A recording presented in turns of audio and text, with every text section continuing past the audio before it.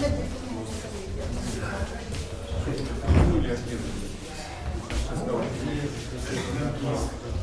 you read this? Yes.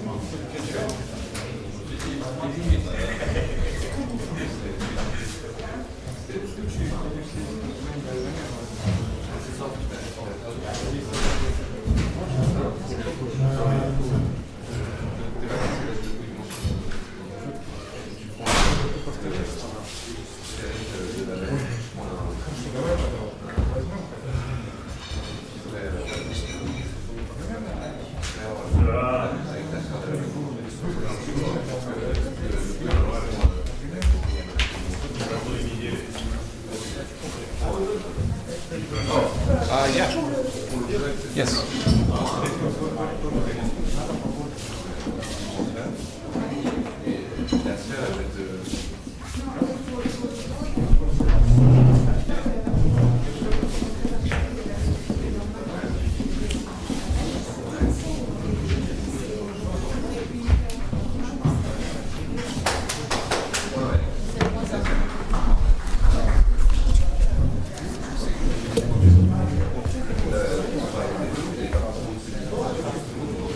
Are these being filmed?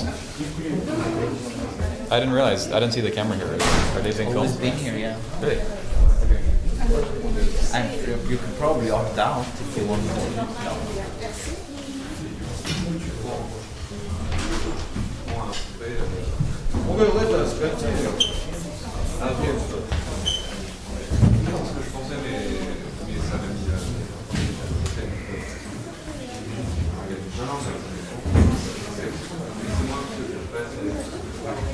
Okay, our next speaker, Hogancamp, University of Indiana, USA. And the title is good, a quasi-local approach to link homology. Thank you. So I'd like to thank the organizers, not just for organizing this great conference and inviting me, but also for being just generally very helpful, especially in the successful recovery of my luggage yesterday. Sure you guys were all curious. Okay. Indeed, you look different. I do, yeah. My shirt isn't green. Okay. So today I want to talk about categorification of Reshetigan-Thrive invariants.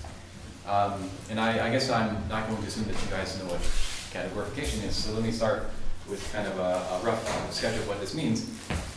So in the usual setup of Reshetigan-Thrive, we have a fixed Lie algebra. Some adjectives here, so complex semi-simple Lie algebra. For example, SLN or SL2 even would be the only example that I care about today. And a link in R3 or S3, which is framed oriented, and the components of the link should be labeled by representations of the Lie algebra, finite dimensional ones. So this is the usual setup. And the categorified link invariant, the link homology, is a bigraded rational. For me today, rational coefficients is good enough.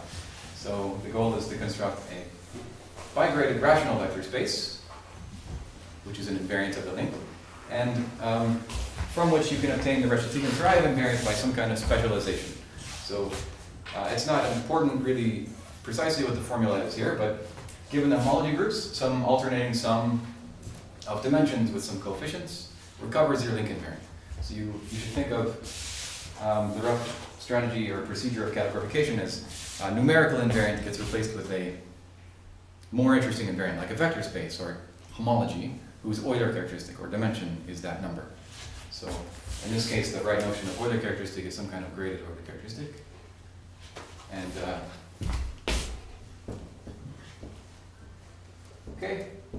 However, this condition one is not enough to kind of ensure that such invariants are interesting. There's always kind of a stupid categorification where you just place in degree 0 exactly the kind of homology group that you want. However, so that usually you require some kind of additional condition to get an actual interesting theory. That condition is, well, there are many such conditions, but one would be functoriality. So the kind of dream is to do this in such a way that linked cobordisms correspond to maps of homology groups. So a linked cobordism is just an embedded surface inside R3 constant interval whose, I should say oriented, everything is oriented. So oriented surface whose oriented boundary is just your target link in one slice of R3 and your source link with the opposite orientation in the other, in the sort of zero slice. Okay, and we like our link invariants to be functorial under these cobordisms. Now I should say, so this is a bit motivation. I'm not going to explain too much of what all this means, like four-dimensional C2T. This is still just motivational. But one reason why you might care is it goes back to 1994, which is kind of the original hope for categorification. This has already been mentioned in talks of Aaron Lauda and Kashayev. But the kind of dream is that categorification of the Reshetigan-Thuraev invariance, the three-manifold invariance, should fit into some kind of four-dimensional topological quantum field theory picture. So categorification of three-manifold invariance should give four-manifold invariance. Well, this is kind of a baby version of that. Categorification of a link invariant should give an invariant of surfaces inside the four sphere. Okay. So as for triviality, and you could also choose these maps to be all trivial. So is there any condition that actually... Oh, okay. Well, that's a sort of philosophical question that I think I'm not prepared to answer. I mean, it's like, usually it's obvious from the construction whether it should be regarded as trivial or not. I mean, you know, I don't know of a condition that would like force the invariant to prop up somehow. Yeah.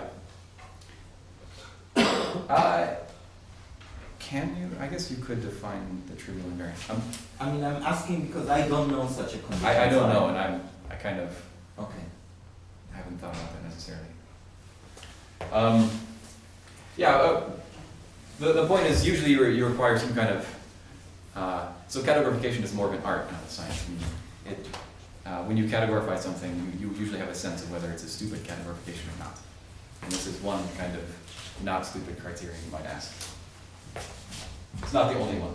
Okay, so this is the goal. However, there are problems. So by now all of the Reshetigan-Thuraev link invariants have been categorified. In fact, all of them. But very few of them are functorial. Okay, so there's a kind of an issue that I want to address in my talk.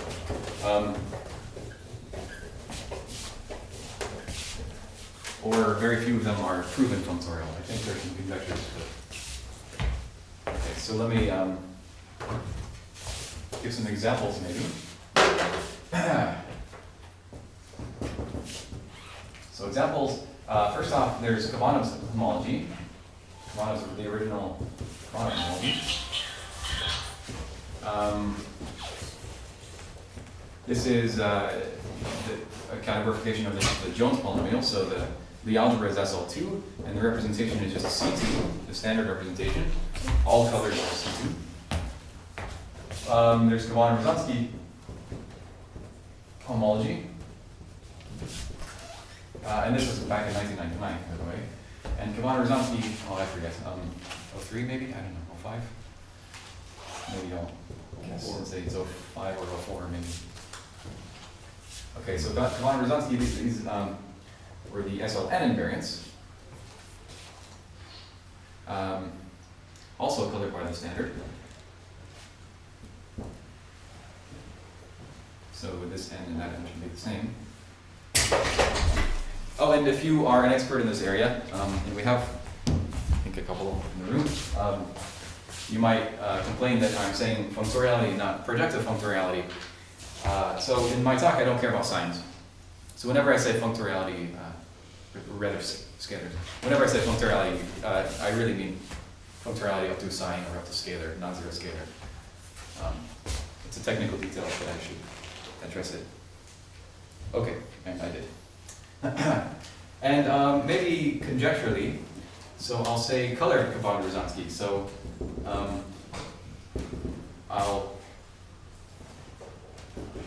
similarly, when G is SLN and the representation is on the exterior power of the fundamental or of the standard, these guys have been constructed in such a way that it's conjectured that they're functorial. So these are conjecturally functorial. And by the way, these are the invariants that Aaron Lauda was talking about in his talk. So it's conjectured that they're functorial. But for all other colors, all other representations,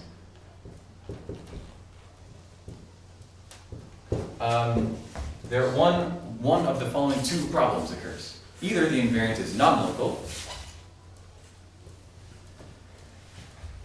which means it doesn't extend to tangles in any obvious way, can't be computed locally, can't use Barnaton's divide and conquer kind of idea. So non-local. So an example of this would be Kavanov's original color homology, which he defined, I think, in 4. And by the way, I won't talk too much about this because luckily Louis-Adrien Robert will talk about this in his talk, which is immediately after mine. So we'll talk about the SL3 version of this. And it's conjectured still that they are functorial, but the proof of this fact would be extremely difficult because you can't work locally. Okay, so I will not focus on these in my talk. Rather, I'll focus more on addressing the second problem. So the second class of color homology theories are local, but associate infinite dimensional homology groups. And I'm sorry that you probably can't read this, but I'll say it anyway. So local but infinite dimensional.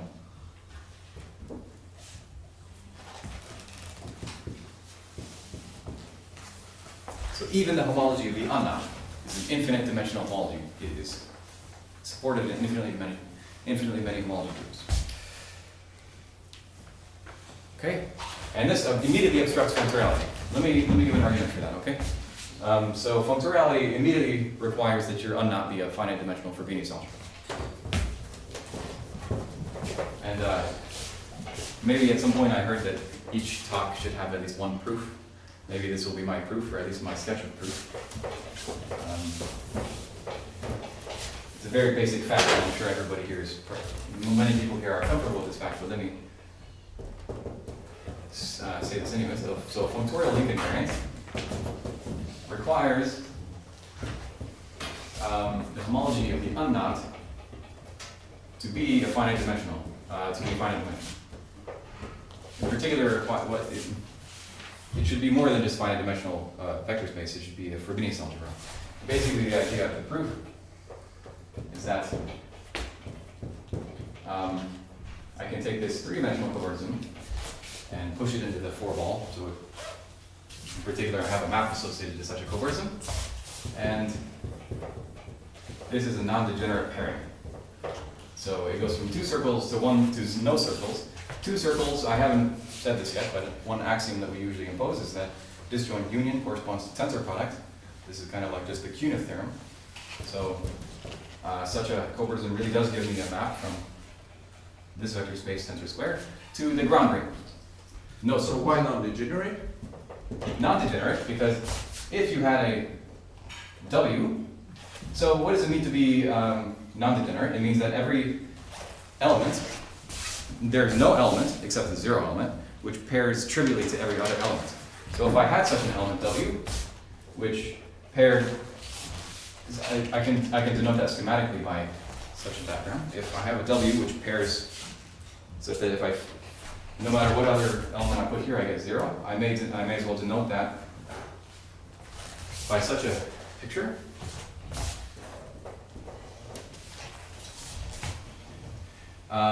Then the following identity implies that W is 0. I can take W and basically write it like this. On one hand, by isotopy invariance, this is just W, but on the other hand, this is 0 by our assumption, by hypothesis. So any W which pairs with any other element to give you 0 has to itself be 0, basically by this fact. Okay? So this is a non-degenerate pairing on a vector space. It identifies the vector space with its algebraic dual.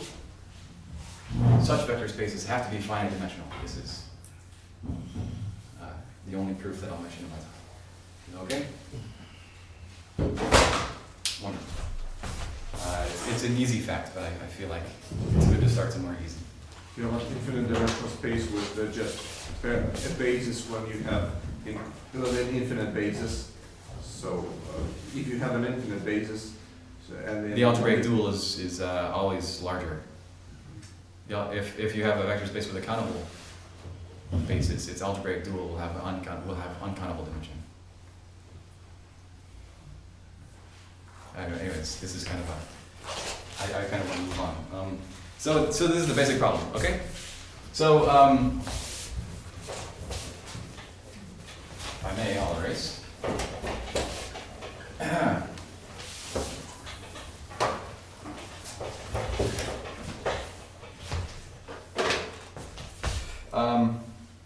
Great. So, in this talk, basically the point of I want to get to is how to compromise.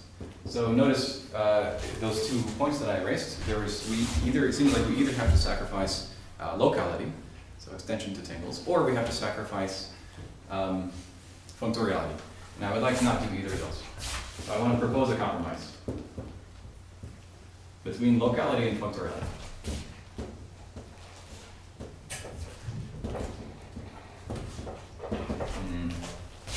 And I'm going to start abbreviating because maybe I'm a slow writer or something. So locality versus functoriality.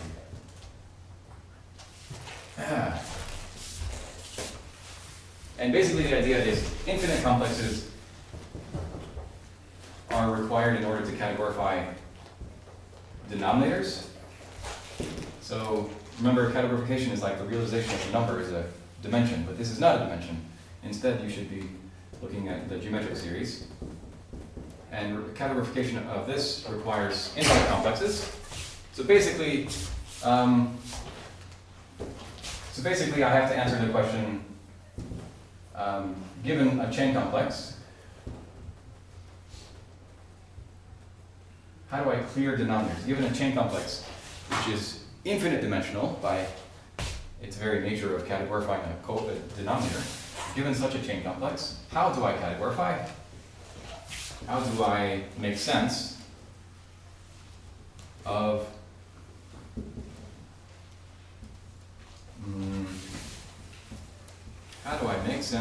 clearing denominators? So let's say multiplication of this element by q to the 1 minus q to the 2k. Okay? What does that even mean? It's essentially the point. It ends up having kind of a cute answer, but I won't be able to get to it until the very end. So this is basically the point. Denominators infinite complexes come from denominators, so how do I clear denominators? Okay. So let me, what time did I start, by the way? Was it 5, was it on the hour, or is it 5 after? I think 5. 5 after? Okay. Great. So now I have to actually describe what is the invariant. I won't define the invariant, but instead I'll just kind of explain what it looks like. And then I'll describe how to fix its infinite dimensionality. And it will kind of miraculously occur that the invariant is probably functional. Okay. So let me explain the invariant.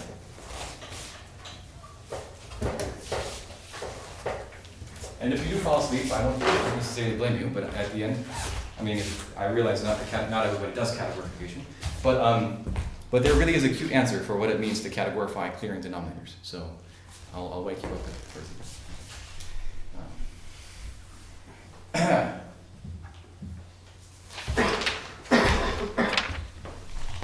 So I want to sketch Barnet's picture of quantum homology, because this is the setting in which the color homology will be defined. Your Barnett. So basically, so Barnett 2005, am I right? algebra. Okay, so in 2005 we defined categories, which I will not use the same notation, but I'll call them curly TLN.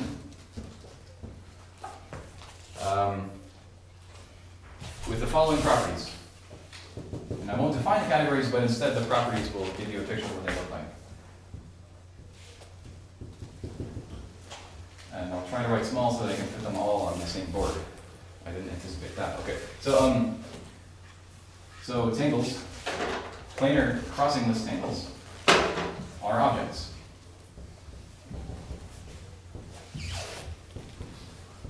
So by the way, if you know what the temporal deep algebra is, this is a categorification of the temporal deep algebra. So elements, rather kind of generators of that algebra, are objects, and multiplication is something like 10 to the power. So crossing list tangles, these are the generators of the temporal deep algebra.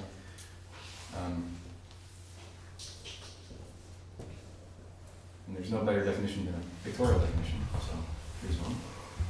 So I allow trivial circle components and the points that they have n boundary points on the top of a rectangle and n boundary points on the bottom. These are objects.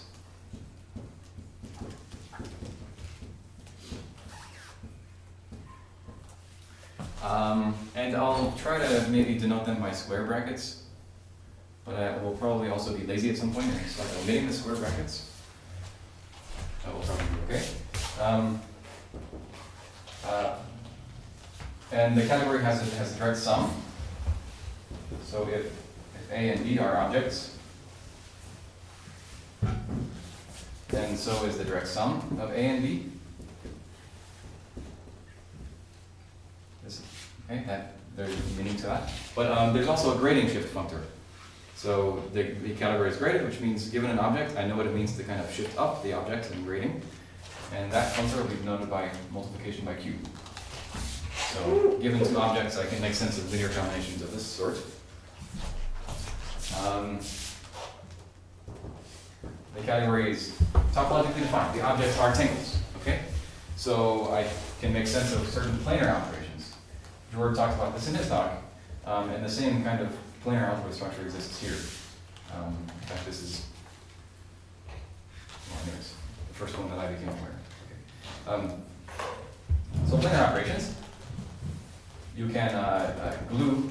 So given two objects, I'll call by their tensor product, I'll denote this object by gluing A on top of B, and the disjoint union by placing A and B side by side. So these are kind of the only two planar operations that I'll care about today, but there are many more. And So is that fixed all the time, or? Yeah, so if A and B are objects of TLN, then this will be an object of TLN. If A is an object of TLN, and B is an object of TLM, then this will be an object of TLN plus M. So n is a parameter. N is just some fixed. He defines a family of categories indexed by non-negative integers, and this family of categories is interrelated by these various gluing operations. Okay.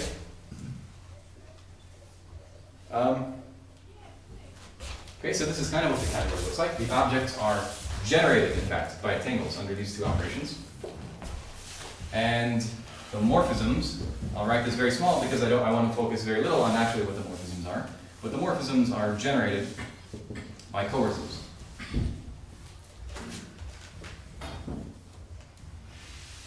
So I have a tangle and a rectangle, a little crossing list tangle, and another crossing list tangle in the rectangle with the same boundary data.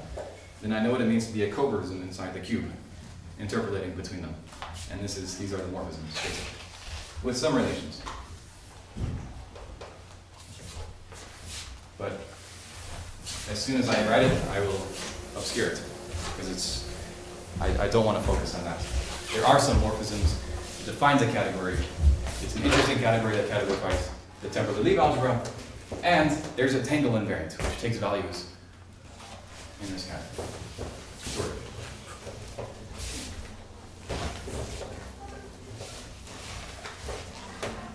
Okay, and this is Also due to Bannoe and Bannoe. So Bannoe's extension of Bannoe homology to tangles looks like this. There is, so for each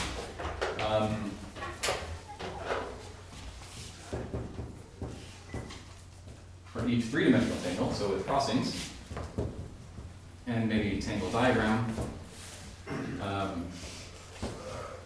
So again, with endpoints on top, on bottom, and endpoints up top. I don't know, something like this. There is a chain complex.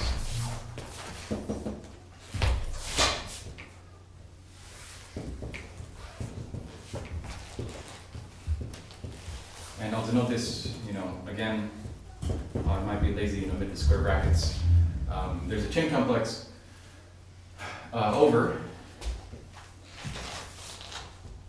TLM. So the morphisms are actually, the morphism spaces form abelian groups. And so the equation t squared still makes sense. T squared equals 0 still makes sense. And so you can define what it means to be a chain complex. And this is where the tangle invariant lives. And this guy satisfies the properties.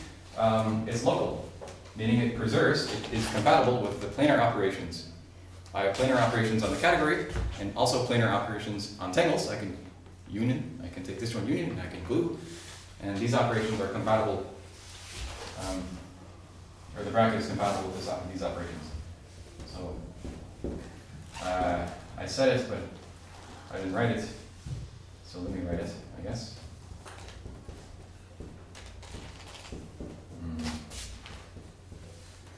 So I can place two tangles side by side in the plane, and then take the invariant. Or I can take the invariance and then apply this function called... Is it just the prime? T? I'm sorry, yes, this is the prime. Can I blame my terrible handwriting on my being left-handed? Okay. I hope it's legible. Anyways, and I can compose two tangles, two n tangles, and take invariant, or I could take invariant and then tensor. And the two results, the two operations give the same answer. The little circle means putting on Composition of tangles. Mhm. Absolutely. Satisfied all the properties that you would dream of. So also isotopy of tangles, and again I should say oriented. You guys didn't stop me, but I really maybe should say oriented. It doesn't matter too much to detail. Anyways, isotopy of tangles corresponds to chain homotopy equivalence. Are these complexes?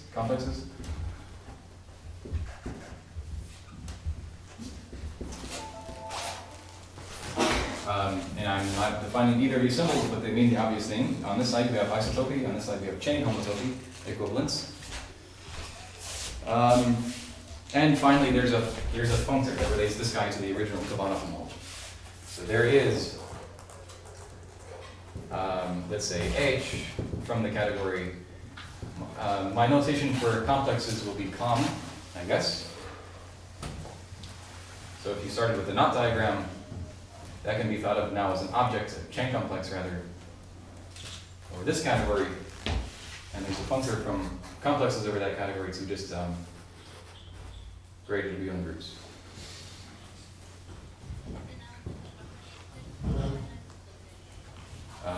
Or vector spaces. And such that H of bracket K is Bannoe homology. So this is the extension of Bannoe homology to tangles. Okay, great. Now that I have this on the board, what do I mean by locality? I want to relax. Yes. This tensor product is always on algebra. This tensor product, I'm sorry? Is it on the right? This tensor product, what is the meaning? He told us on algebra. Yeah, this is, so I'm drawing all of my diagrams in a rectangle, so that they have endpoints on the bottom and endpoints up top. And this tensor product is induced by gluing the diagrams vertically. So A tensor B Yeah, this is important, so yeah, for sure. A tensor P is my notation for A on top of P. And this extends to a functor of complexes, say bounded complexes. These are complexes of diagrams. Yes. Yes, these are complexes Not linear. over this category, which is a diagram category. So complexes of diagrams. Really, the chain objects are formal linear combinations of tangles. And the differentials are really formal linear combinations of covariisms. This is interesting stuff. Okay, but it'll take some time to give a precise definition to everything. But this is how it looks, okay? We have some kind of object associated to tangles, and it's satisfied, it is compatible with the various planar operations, and it recovers covariant homology. So I'll forget now about covariant homology, and I'll deal just with the bracket kind of complex from now on.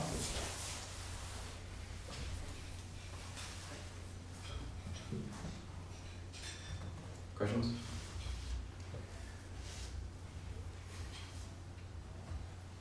Great.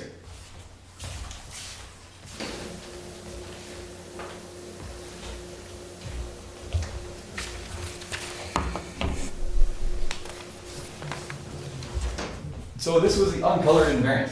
This was uncolored quantum homology. So how do we introduce the colors?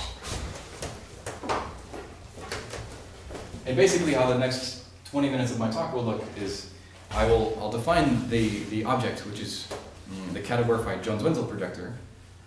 It's a complex over these Barnaton categories. So it has some unique characterizations. It's a very complicated complex, but I'll describe how to uniquely characterize it. I'll forget now then about crossings basically and just talk about that complex. It's the only additional bit of data you need to define the colored invariant, so I'll focus on that.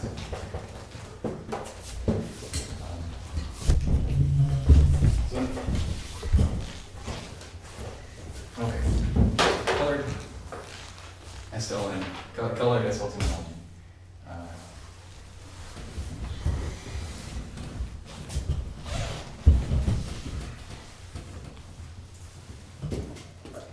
Great, colored SL2 homology. So Cooper and Crucial, and Cooper's law of Crucial. In 2010, so Theorem. There is a unique complex, and here uniqueness is up to chain homotopy equivalence. There's a unique chain complex Pn over Barnaton's category that I'm calling TLN, such that, subject to the following two conditions.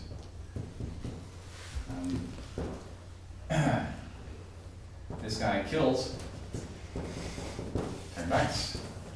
So anytime you see a cap, and I'm denoting the white box. You know, my objects are all diagrams inside TLN. So complexes of objects, I'll also denote diagrammatically. So Pn, I will be denoting by a white box with n strands entering and exiting. Okay. So, and this Pn is characterized by the following facts, the following properties. So a cap on top or on bottom gives the zero complex, and you look at the chain objects of this chain complex, in degree 0, you see the identity object, just n vertical strands. And in all other degrees, you see, whatever, who cares what they are. But they contain no copies of this guy.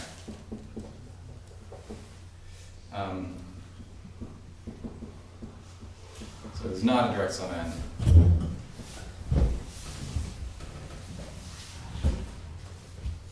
Of C minus K for K bigger than 1. Okay, so in degree 0 you see a copy of this guy, and in fact, this is the only place where you see this summit. Yeah? Is this you mean that there exists a representative in your homotopy class of complexes such that there is okay, so that's right. This condition is itself not invariant under homotopy equivalence. there's a better way to state uniqueness.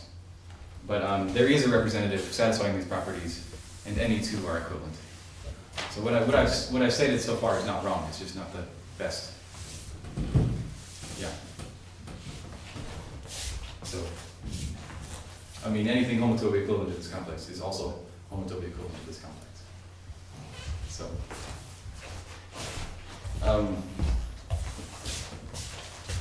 so these two conditions are the categorical analogs of the usual Jones-Wendel projector. So let me give an example. I think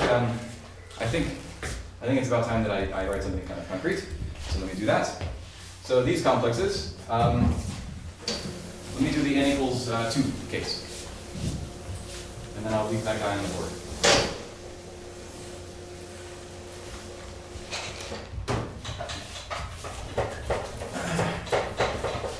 So these guys categorify the Jones-Wendel idempotents.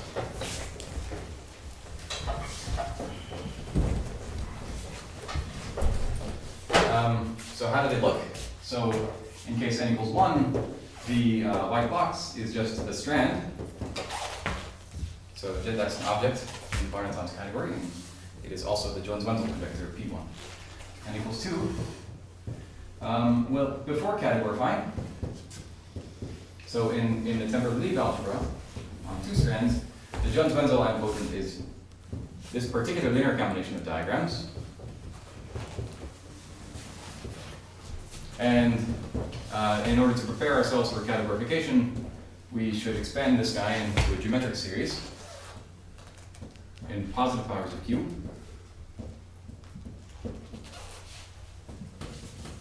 Okay. And now we interpret each of these diagrams as an object in Barnet's category. And we construct a chain complex from them.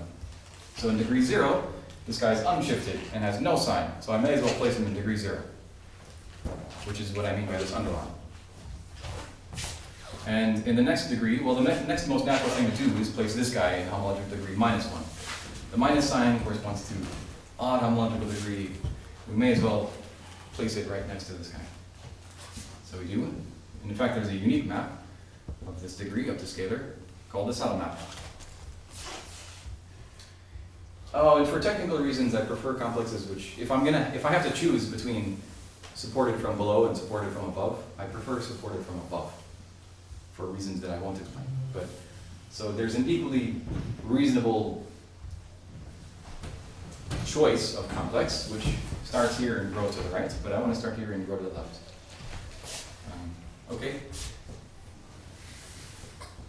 And so I should be looking for a chain complex of this sort. Yeah? And it turns out there's a unique map that I can fill in here, up to scalar, such that d squared equals 0. And they alternate. This is some map, this is some other map. This is that, these two are the same map, and so on. And from here on out, the two maps alternate between P plus and P minus. I'm not going to tell you what P plus and P minus are, but they exist. Okay, so infinite complex. And the infinite complex was really required to categorify this denominator. Okay, so that's an example. These sorts of complexes are highly non-trivial. In general, Pn, the complex Pn, is highly non-trivial.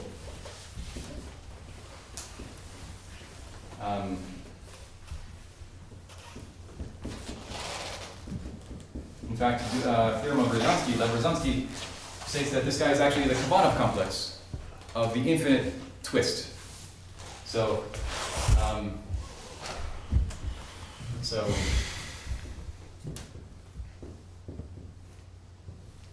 okay, so I do this infinitely many times.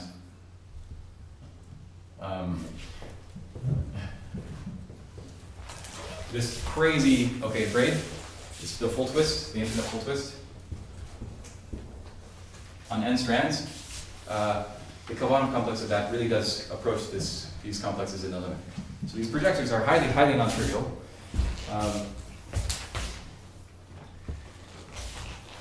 And infinite. So now I can talk about, oh, and the definition of their invariance is just, I'll very quickly go over the definition of their invariance. I have to wait for the board to clear this.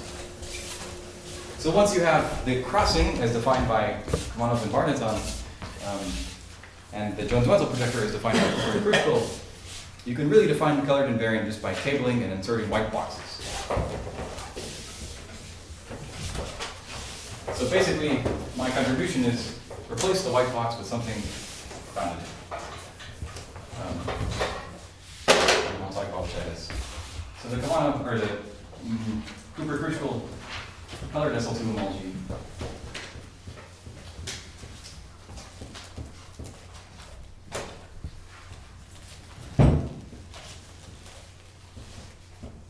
Okay, colored.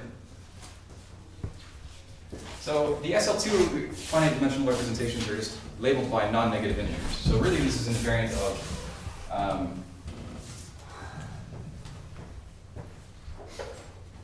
say tangles labeled by non-negative integers. Okay? And the invariance is this. You cable everything.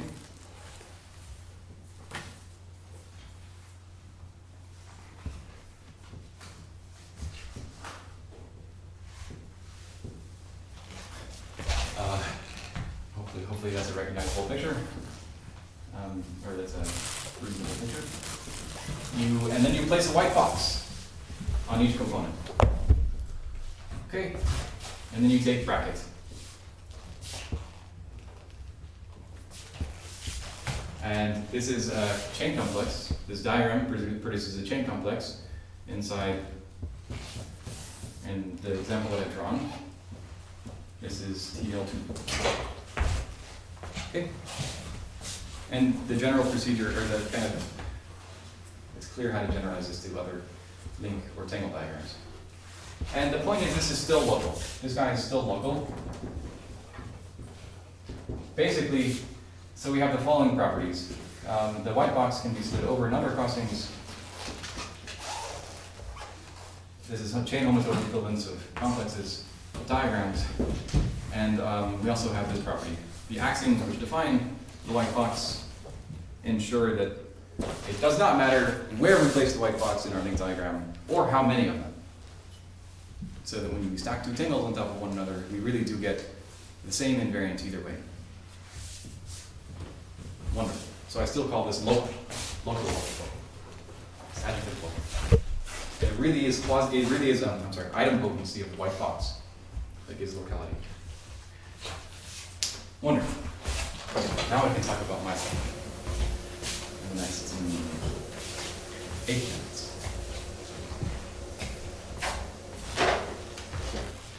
I don't know why I keep switching boards. It's really not relevant. It's really not better.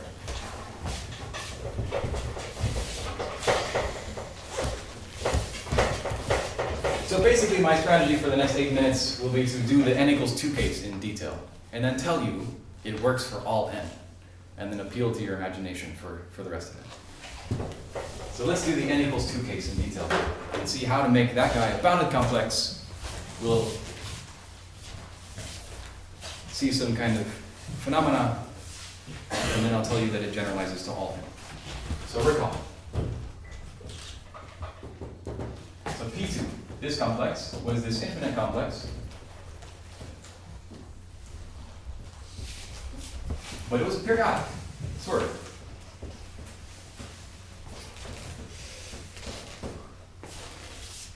Okay?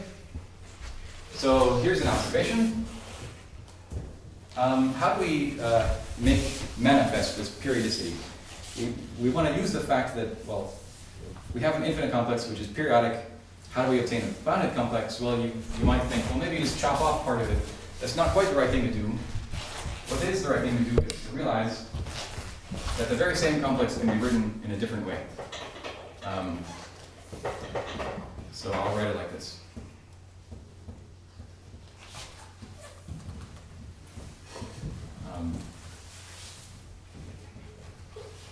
So there's a nice kind of pretty looking chain complex. So what I'm drawing is a diagram, and with some arrows. And you're supposed to believe me that because of nature of the categories here, that tangles are really objects and cobordisms are really morphisms, you're supposed to believe me that this is an honest chain complex.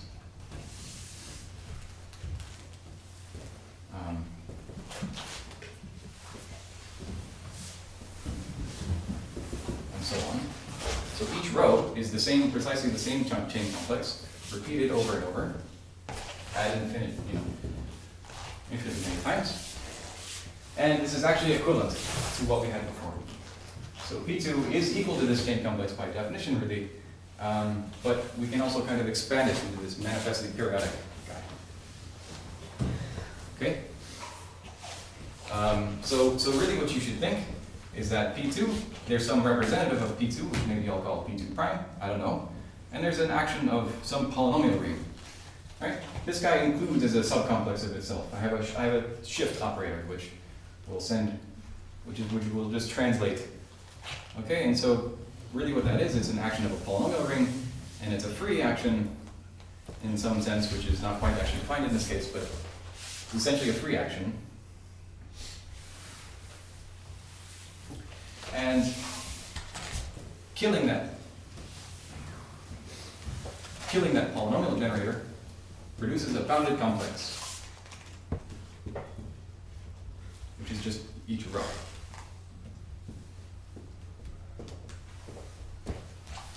And let me call this guy Q2. Okay, so we have some periodic guy. We make it really manifestly periodic, which is encoded in the action of some polynomial ring.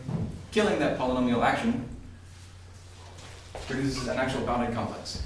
And the theorem is that this bounded complex really does produce a link invariant in precisely the same way that P2 does. So the theorem, which I'll write the general case of in just a moment. The general theorem is that this is true in general. Each of the PNs admits some polynomial action. When you kill the generators in this fashion, you really do get a bounded complex, and you can construct link homology in precisely the same way, except now it's bounded. And I'm slight overtime. Did you say that I started 5 after, so maybe I can continue for another 4 minutes? You guys be upset at me if I do that?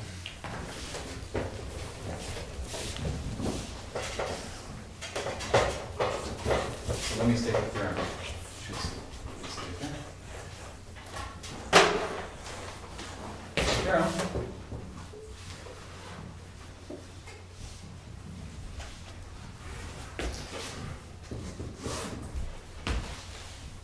So there is a representative of the complex Pn.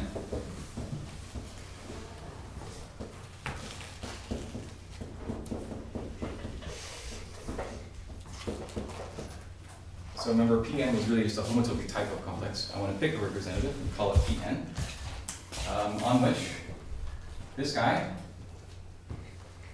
acts freely, some polynomial ring.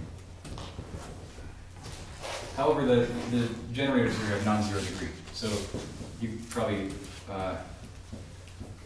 this isn't necessary to write, but let me do it anyways. The degree of these guys is somehow non-zero and homological and Q degree. On which, there's a representative of this complex on which this polynomial ring acts freely.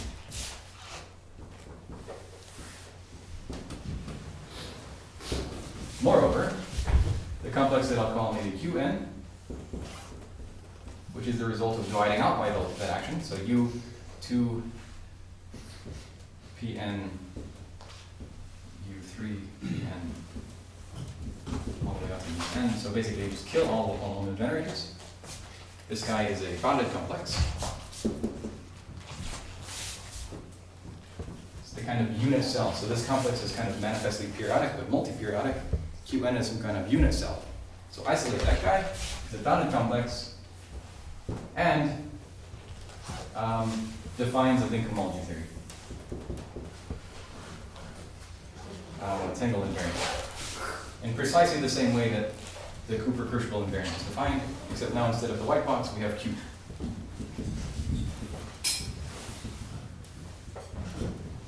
The invariant is quasi-local. I should at least mention this because it's in my title. The invariant is quasi-local. So it extends to tangles, but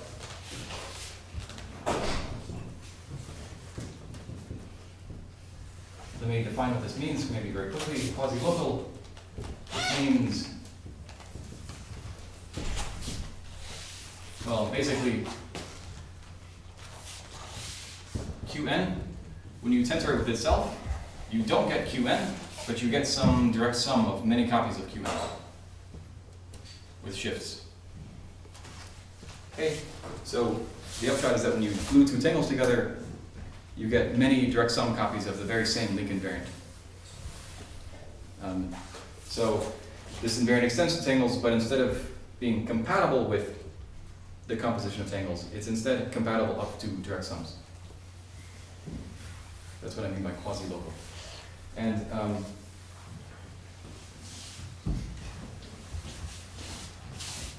And these direct sums are exactly the denominator that you cleared? yes, these direct sums are really, so this guy has degree given by what I wrote here, and the multiple, I'm sorry, this is probably bad style, but the multiple is exactly the product as k goes from 2, because I'm killing only, somehow u1 is unimportant.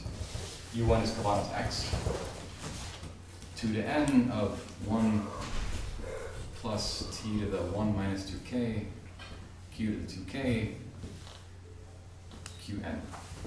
So this is the precise formula. And that shouldn't be a product. Well, yeah, that should be a product. So you take this Laurent polynomial, you multiply it out, and then you interpret Laurent polynomial times complex as direct sum with shifts. And that's this. So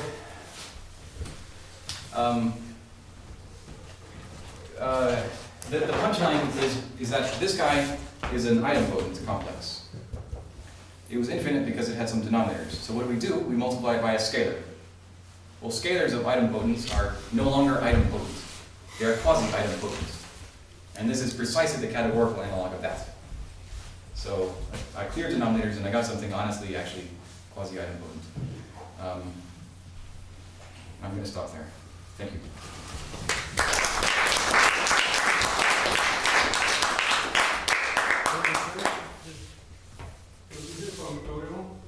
Is it functorial? So what I was going to write next is, well, conjecturally it's functorial. The unknot is definitely a finite dimensional Frobenius algebra. I can define the functoriality maps, but checking the relations is something that is work in progress. No questions?